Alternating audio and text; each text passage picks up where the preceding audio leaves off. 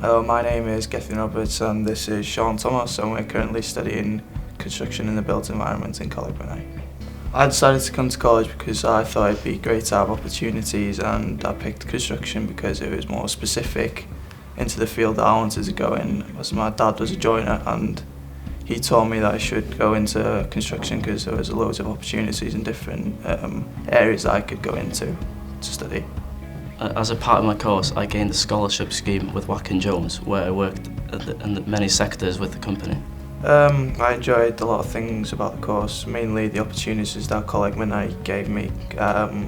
Like Sean said, with the scholarship scheme with Watkin Jones, I also did 10 weeks programme on that, but I also had the opportunity to play football for Welsh colleges against countries like Australia, Scotland and England.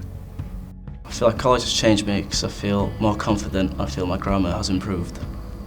If you're thinking of coming to Ngogledd Cymru, my advice would be to work hard and to take all the opportunities that you get. After this course, I'm going to Liverpool John Moores to study quantity surveying. Like Gethin, I'm also going to Liverpool John Moores University, but to still study building surveying.